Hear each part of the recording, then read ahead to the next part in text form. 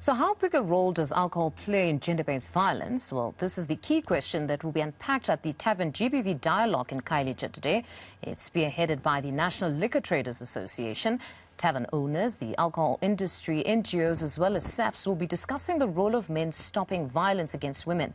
Police Minister Bheki Cele is expected to attend along with other top brass. Reporter Monique Mortlock is there and joins us now. Good morning, Monique. A very important question that they're seeking clarity on as to how big a role does alcohol play in incidents of GBV. So we're saying you're expecting civil society to partake, NGOs. Are ordinary members of communities also going to be part of this? Yes, we're already seeing people trickling into the venue here at Rands. It is a cold and wet Cape Town morning, and this might impact the number of people that we'll be seeing here at Rands today. But before the event starts, because we know that Minister Bheki Cele, along with other top brass in the SAPS like Provincial Police Commissioner Tembisile Patikile, they are already here, so the event is expected to start quite soon. But to chat to us more about the expectations from those in the alcohol industry today, I'm here with the Western Cape Liquor Traders Association chairperson, Mr. Alan Samuels. So what is your expectation from today's dialogue? Good morning. Thank you for allowing me. Especially the dialogue that we're having and the problems that we're having with the ministers and the decision makers. And the only thing that we want today to achieve today out of this, at least what we're asking for the ministers, is to sit down with us and so that we can all have a working relationship, so that we can work together and fight crime together.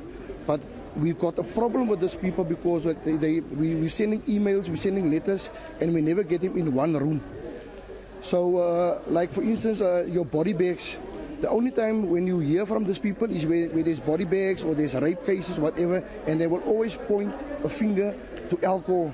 We understand 100% there is alcohol abuse, there is women abuse. It's not that we're hiding it, but the only way to resolve this problem is if they can come and have a working relationship and allow us to regulate our industry.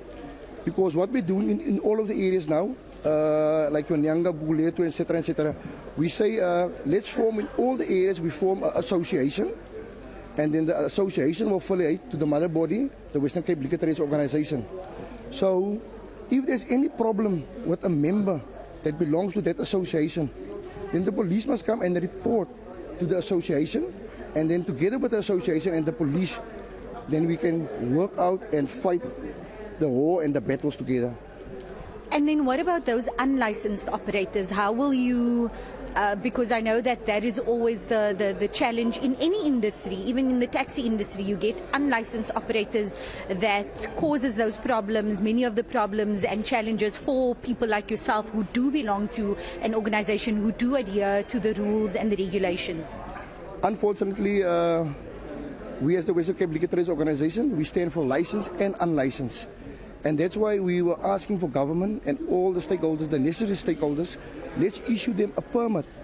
And then we can bring them into a regulated space, because at the moment, the unlicensed is basically a problem because they can do as they please. But if we can put some things in order for them and say, listen here, this is the rules and the regulations for the unlicensed and for your permit. And out of that, it will be very easy for government to trace and to work with those people. And at the end of the day, we're not saying everybody have to sell liquor. So that's why I'm saying, so which means that unlicensed or that tavern Sabina, you have to join his nearest association and allow us self-regulating, and we will regulate our unlicensed and licensed. And my final question to you, sir, what responsibility do people like yourself have when it comes to tackling gender-based violence and femicide and just the role that alcohol plays in that? Okay, the agenda-based violence, as we all know, they are blaming alcohol for agenda-based violence, all right? And that is also the things that we, as tavern owners, have to work closely with our communities and the necessary stakeholders, your CPF in your area and the police, to prevent those things of agenda-based violence. So I'll say again, the only thing that I want today, they must allow us to have, let's have a working relationship and fight all the crimes together.